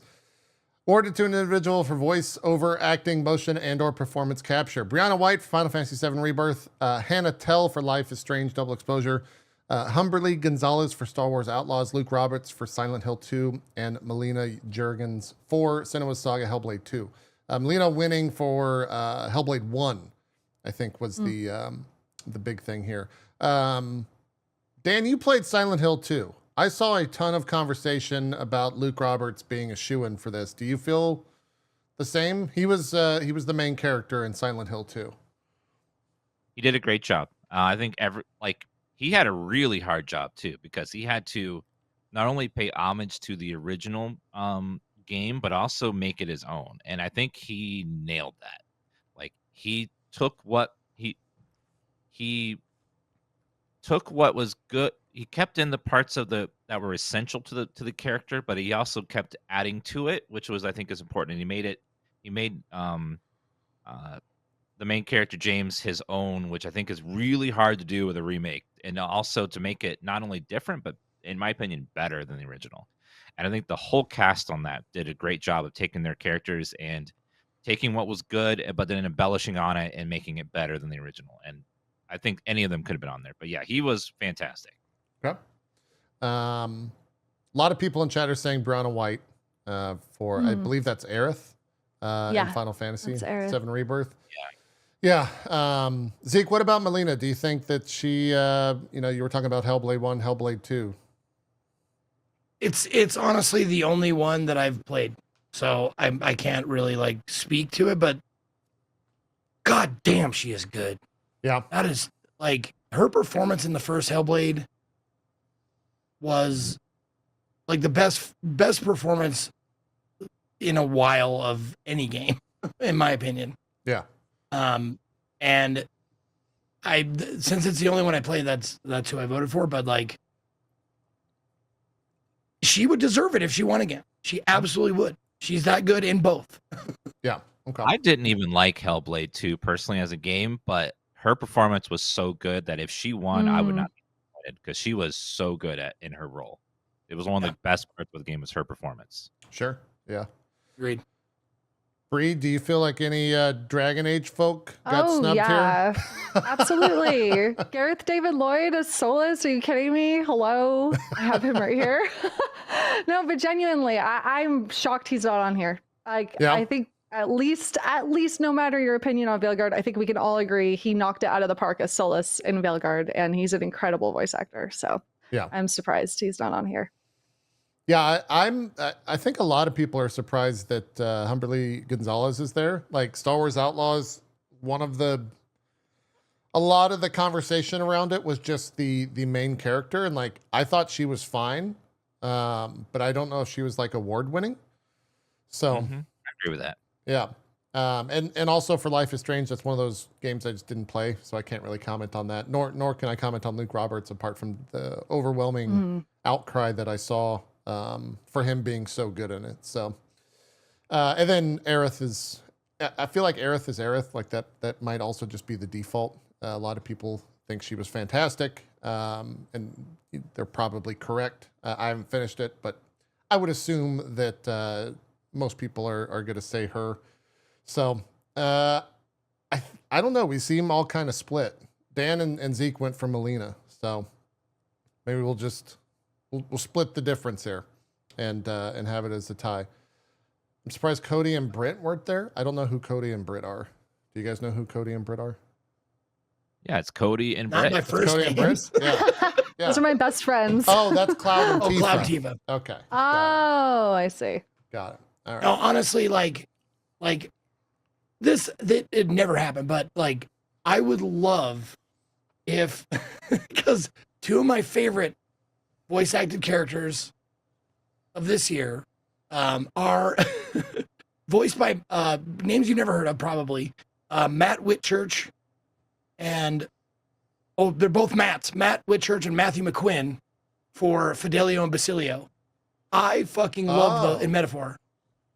That's weird, actually. Those Yeah, guys there is were no great. metaphor They're folk so in like there. Liverpool, I think. I want to say it's Liverpudlian like accent. I love those guys. Those guys. Every time it was a scene with them, I was like, "Yay! I love those guys." I would say Luis should also be Scouse. in There there. you go. too. Scouse. I don't know how to say that, but yeah, think it's that Scouse. voice. Yeah. I feel Love like it. Luis should be. Love in that there. accent. Heisme was like, there's a lot of good acting, I think, in Metaphor. And honestly, like for a dumb reason, I wish Alejandra Reynoso, the voice actor for Gallica, for not making her what I thought she was going to be the entire game. Yeah. Like, thank you for making that choice not to make her Navi. Yeah. You know, Sure. like this annoying, like, it's like she has a regular voice. She's not hard to listen to. She talks all the time. That makes it easier to listen to her, you know, because they could have definitely gone Different like direction. the high pitched, like anime voice. The which- normal direction they go with for all the sidekicks. Yeah. Exactly. Yeah. Yeah. Or I mean, like, and it's a Atlas game, and they have a long-standing tradition of making your weird companion so fucking annoying. Yeah. You don't want to talk to them. I'm looking at you, Mona. I'm looking at you, Teddy. Fuck Teddy. Morgana. Fuck Teddy. Teddy's probably the worst though. Teddy is kind of badass though when he like fucking he unzips the thing and then there's nothing in it. Like that was kind of cool. You know, that was kind of a fun thing. But also maybe fuck Teddy. Maybe he's a piece of shit. He might be. Persona games. Best audio design. This one's, I think, a good category. Astrobot, Call of Duty, Black Ops 6, Final Fantasy VII Rebirth, Senua Saga, Hellblade 2, and Silent Hill 2. I think pretty much every single one of these games could be considered a strong component. Silent Hill 2, I heard nothing but praise for the audio design. Yeah, Akira Akira Yamaoka. Is that how you say it? Yeah. Sure. He is a god at making Silent Hill sounds and music, and he once again they brought him back. He was the original guy to the original game, and he knocked it out of the park. He's just unmatched when it comes to making horror sounds and horror music, and he just did a phenomenal job, and it blows the others out of the water for me because his talent is just so particularly good. Yeah. Do you think, I think being the only one of us that have played Silent Hill 2 and Hellblade 2, is it better than Hellblade 2? Because that whole game is like audio at the end of the day, right? Yeah, I personally did not enjoy the audio effects that they were doing in that game, and I understand why they were doing it, but I found them kind of annoying. But I understand the purpose of them. I understand why it's annoying and stuff. But I personally I enjoyed Silent Hill 2 as a whole instead of just aspects of Hellblade. So for me, I'm going for Silent Hill 2 because it was not only great sound, but also a great game that merged with the sound, and that made it better for me. Yeah. No, as far as Senua Saga goes, like toast and butter, great. Toast with too much butter, not so great. That's kind of what it was with Senua Saga for me. The sequel. But honestly, like, I didn't play Silent Hill 2 yet. I'm going to. Yeah. But I still think it would be hard pressed to beat the absolute, like, they nailed the absolute joy of like just little tiny sounds throughout the entirety of Astrobot. It's like everything was satisfying. Every little thing, like you got a coin. Dopamine or whatever the dopamine, yeah. Like you get a coin, dopamine. You smash a thing, dopamine. You jump up here and you do a boing, dopamine. Like it was just awesome the whole way through. Sure. Music too was great in that. They had so many great little and twists of the song. Right. There's no music category, right? Oh no, there is best score in music. Oh, there you go. Yeah, great, good. I'm glad. Yeah, I'm okay. Everyone. I will let Dan take the vote for this for Silent Hill 2, at least my vote, because everyone talked about how good Silent Hills 2 audio design was. Bree, did you have any strong feelings? Yeah, I haven't played any of these yet, again, on my list, but I heard incredible things about Silent Hill 2's audio design. Got it. Yep. I would agree. Best score in music, I spoiled it. Astrobot, Final Fantasy VII Rebirth, Metaphor, Silent Hill 2, and Stellar Blade. What is score in music, Dan? Silent Hill 2? Fill me in. If we're going with music and score like together, like I'm gonna go with Astrobot this time because the music in Astrobot was phenomenal as well. You like jumping into that tree's mouth? Yeah, like there was so many I'm great. the Bubba Tree. Come on down. I'm the Bubba Tree. Again, I have not played Metaphor, so I can't comment on Metaphor. So that's the only one I haven't played on the list. Yeah. It's tough for me. Like I don't like my musical tastes are so varied. Like from person to person. Like I can appreciate a score. Like it's just like swelling and it matches and stuff like that.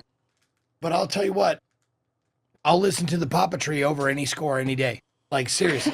I mean, it's a damn good song. It's super catchy. It's a bop, and I get it. And it's like. I couldn't like pick out songs like that are orchestral. I could not pick out one from the next. Like they in my brain they meld together too much. Sure. But like there are so many good songs in Astrobot, just singles. Like you could make an album of singles from Astrobot. Like for me, that's why I like that better. Like I can appreciate a score, but it's mind and heart. Like my heart says I want to be a Papa Tree. Yeah, it is a banger. For me, Rebirth, I think because there's so much like nostalgia tied into that, and like the epicness of every song in there, but also the silliness of something like the fucking Bow Wow song It's like it's got a little bit of everything. Metaphor is fantastic, but I think Rebirth is probably where my vote would go. And I haven't even heard the like final boss fight shit, so I'm sure that that's even crazier than everything that I've heard thus far in the game. But Astrobot does have bops. You got to give some love to the.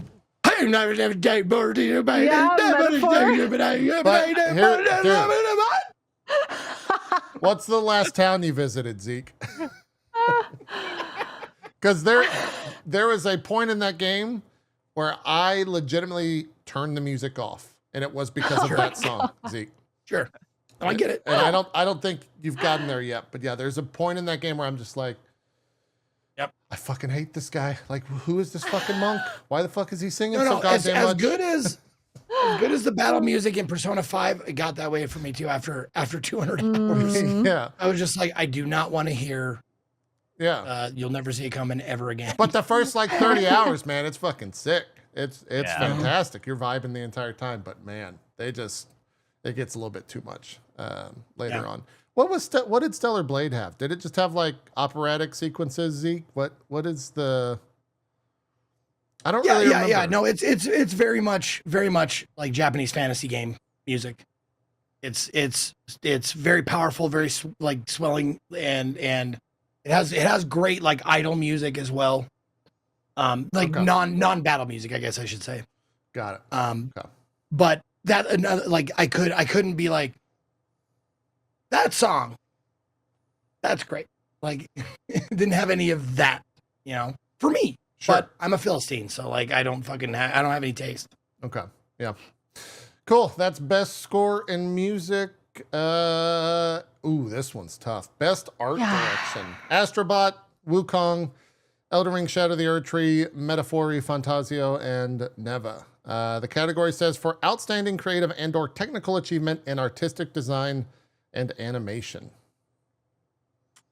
Like art-wise, Metaphor. Wukong hands down for me, no question. Metaphor, like art-wise, Metaphor is fantastic, but like animation and technical achievement, Wukong's pretty crazy. Mm-hmm. Yeah.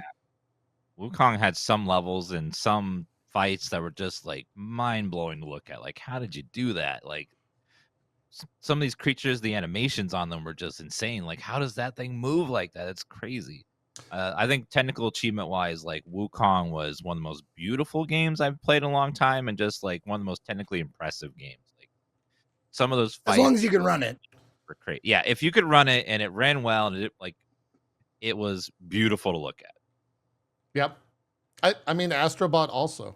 There wasn't like a charm is baked into that game. Yeah, it was like beautiful as well. Everything in that game just is like filled with a charm and happiness to it.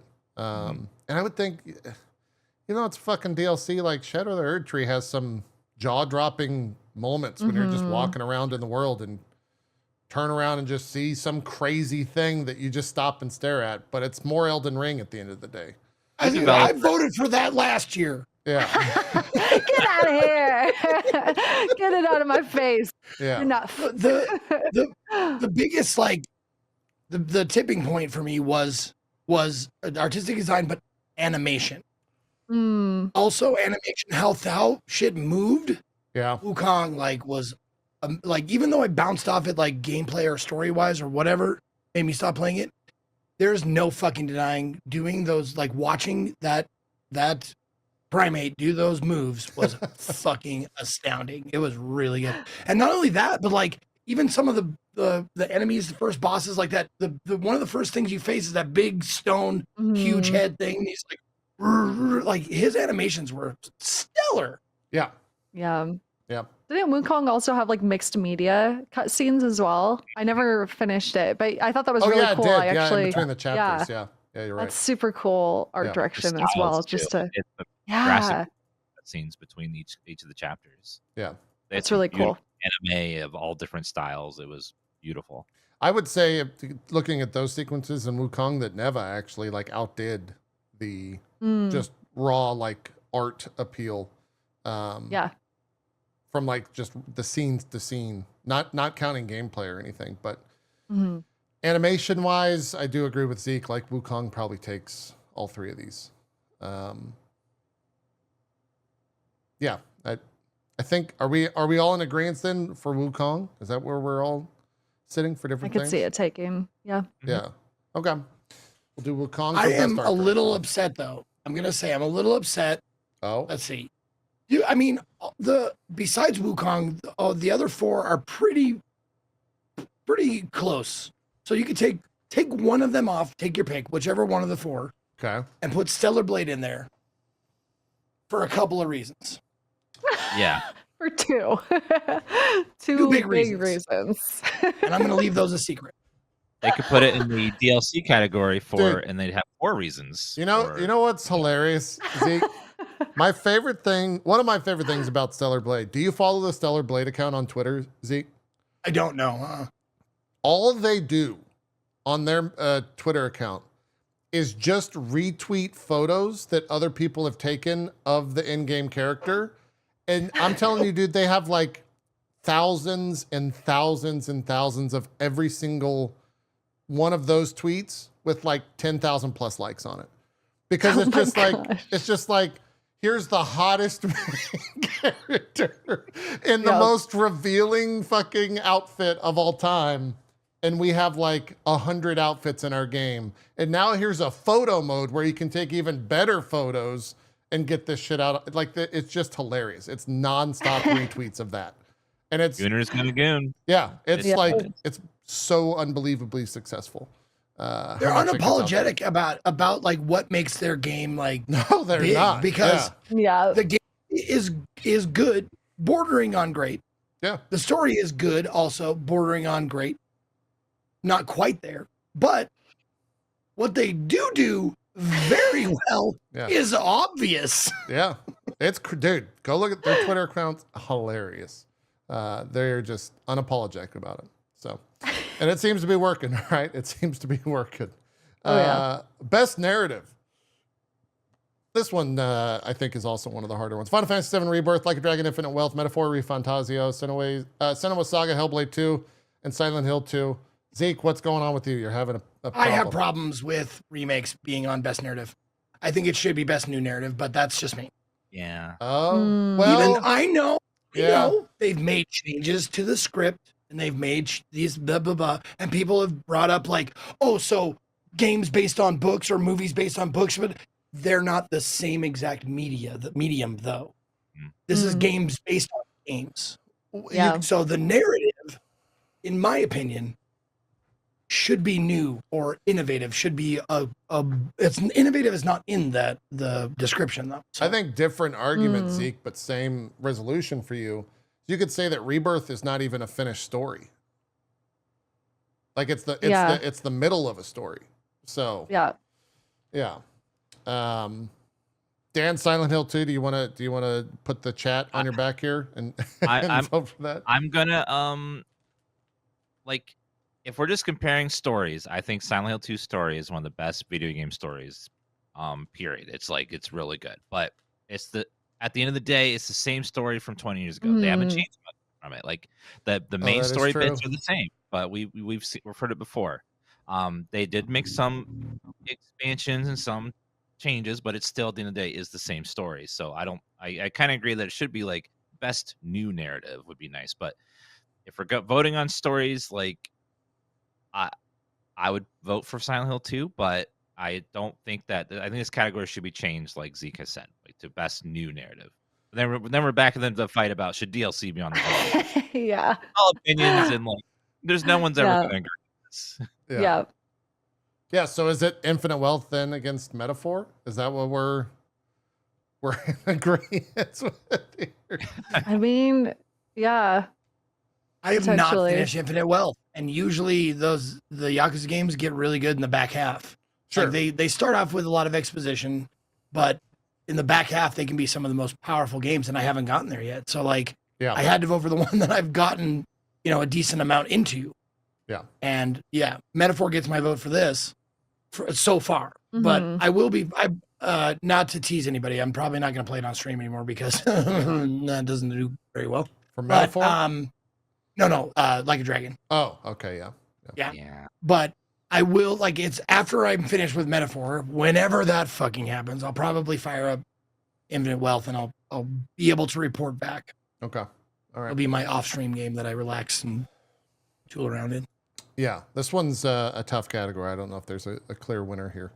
But I also think like these are all huge games. I mean, maybe save Senua's Saga. Yeah.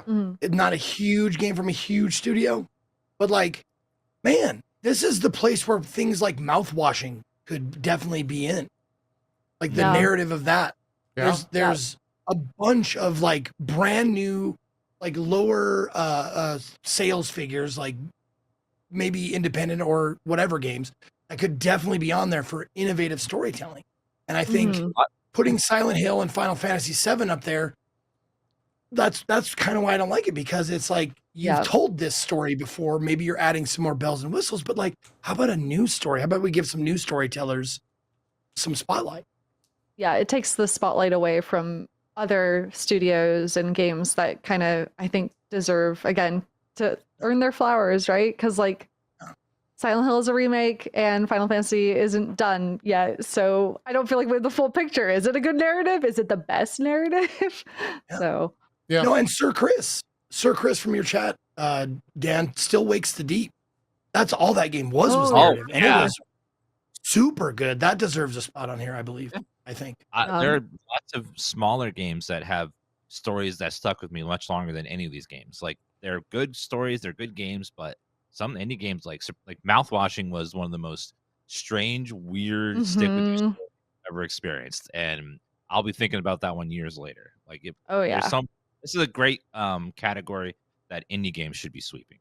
Because like, this is a good spot for them they can compete narrative wise with these big hitters with graphics and stuff. Yeah. Huh. We got it. It feels like this. Yeah. Chat says it feels like the Snub Awards. a little bit. Yeah. Best game direction. I think there's, two left here. Best game direction. Astrobot, Balatro, Black Myth Wukong, Elden Ring Shadow of the Erdtree, Final Fantasy VII Rebirth, and Metaphor Fantasio. I don't even know where to go with this. I don't even know. Like, game direction is such a hard, like, there's not a, I don't know. Why does I'll jump in. Yeah, jump in. Creative vision, innovation in game direction and design. By those words, my personal stance is you gotta give it to Balatro. It's like a new, it's a roguelike, but it's a new way to make a roguelike that and I said this on my stream, like when we were like going through these, like everyone from your little cousin up to your grandmama can play this fucking game and probably get it, probably understand it, because they give you the rules very piecemeal, like one at a time, new thing, one at a time, and everybody can play it. And the way it's presented is so user friendly that you can just jump right into it, and I love that. Like if you know the rules of poker, which most, I would say, like a fair amount of people, like majority of people, know that at least a little bit of the rules of poker. That's all you really need to know going in. Sure. And then you can do it. And I think that like creative vision, innovation in game direction and design, like that takes some intuitiveness to like do something like that and have it be this big. Yeah, I mean, innovation is probably the biggest thing it has going for it, right? I don't know if the other games were innovative, because they're all just kind of like a continuation of what they're starting or trying to be, apart from Balatro. Maybe Astrobot. Astrobot's not really... Astrobot's just like it's like a refined Nintendo game, so there's no innovation in there, but game direction of they did what they set out wanting to do. But I think that's also true for a lot of the other games as well. So I don't know. This one's game direction is a tough one for me to vote on. I don't know how to do that. And most likely whatever I'd have to actually look to see at the awards. I think whatever usually wins game direction wins game of the year as well. I think so. Because they're kind of like Mhm. hand in hand. I don't think it should though. I'm not saying I it should. agree. Yeah, If- I'm just saying like yeah. hand in hand. That's usually how it works because it is such Yeah. a weird thing to vote for. This can be that thing where they want to give 2 games game of the year, but they can only pick 1, so they give 1 Yeah. the direct, 1 the game of the year, just like so they can kind of split the vote a little bit. Yeah. I could see them doing something like that. Oh, actually, that is true. Last year, Baldur's Gate 3 won Game of the Year, but Alan Wake 2 won Game Direction. Yeah, like Yeah. they're like. And I they're actually quite- agree with that kind of. So yeah, yeah, that made Yeah. sense last. this one No, it's tough. to weave what they wove in the Remedyverse deserved, I think, agreed game direction. Mm. But was it the best game of that year? I'd also agree. I'd also say no. I'd say Baldur's Gate 3 was the best game of that year. Yeah. Yeah, I don't. Does anyone feel strongly here? I don't know. I vote for Chaos, so Elden Ring Shadow of the Erd Tree wins. I was gonna say the same, not out of chaos, but I love Shadow of the Erd Tree. Like I was obsessed with that game. As far as outstanding creative vision, that part of the game direction, I think that one for me personally, but it's Yeah. hard because it is building upon something that they did before and were already well awarded for. So Yeah, yeah. And I mean, we've had the discussion on Game of the Year as well already. Like, yeah, I vote for Chaos. I want Erd Tree to win. I don't know if it will, but at the same, I don't know. If that doesn't win, like, don't even include it. I think. yeah, right. Like, Yeah. What was the point of the drama? What's the fucking point? Unless the point of the drama, or not the point of it, but a benefit of the drama was to like get people talking about it. I don't know. True. Yeah. Yeah. All press is good press. Exactly. You can get into the weeds about that, but Oh. yeah, that's Game of the Year, and that's Best Game Direction, and those are the nominations for the Game Awards. You can go vote. I don't know when voting closes. The poll or the show is on the 12th. I'm sure we'll be doing some sort of watch along for it, and we'll see what happens and how chaotic did we it not- gets. Did we not? Oh, we went from direction to game of the year, but we didn't do the discussion for game of the year. Well, I would rather save the discussion for Game of the Year for our Game of the Year show. So let's do this, Zeke. Me and you won't say shit, and Bree and Dan, what would you guys vote here? We'll throw it to That you sounds two. like a great idea. Yeah, what would you two go for here? Dan, you start. Hmm. I'm gonna have to go based on Wrong. based on my heart. Like, what game did I enjoy every single aspect here of, and from sound to design to top to bottom, and I'm gonna have to say Astrobot. It was the one game that I enjoyed more than any other in every aspect, in every facet of the game. Like, not just some of the game or part of the game, or the whole time, start to finish, was my favorite experience of the year. If I would, my close second would be Silent Hill 2, Right. which is not on the list. That was my close second. But the others on there, all great, and I could see any of them win, and I wouldn't be upset. But those are my 2 personal favorite tops of the year for me. Dan is correct. You passed the test. I called you wrong, and I apologize. Public apology for calling you wrong before I knew you were going to say the right answer. Yeah, in the grand scheme of things, I was having the discussion with Chad, and maybe this is too much of a discussion for the show, but I kind of feel this year is better than last year. I feel like last year had like one of the best games of all time with Baldur's Gate 3, but this year just had like a plethora of just absolute bangers that aren't even Solid. on here. Like This game had a lot Satisfactory more. is crazy. There was a lot more competition this year than the previous Yeah. year, that's for sure. Yeah. So a good year all in all. Bree, Game of the Year out of these? I would love to see Astrobot take it. I haven't even played it yet, just because I love the idea of it getting Game of the Year so much. Okay. Or even Balatro. I think it would be awesome if that got Game of the Year as well. And There'd just be seeing riots how in that the would street. unfold. Did yeah. maybe Balatro might be more chaos than Shadow of the Erd Tree winning. I think it would be. Yeah, it would. Because I've already seen all my- the memes of people just being like, yeah, it's a fucking card game. Why the fuck is that? Like, Yeah, it's just poker. Exactly. It's just fucking poker. How's that better than blah? There's been lots of that Exactly. online already. Like, how Yeah. is a card Oh game? yeah. Yeah. So My personal game of the year, though, is definitely Veilguard. And I know a lot of people are, that's like a controversial opinion, I guess, to have. But like for me, I think just going through all the Dragon Age games and then getting to Veilguard and having so much payoff with lore confirmations, it really cemented itself in my heart subjectively. Sure. So. Sure.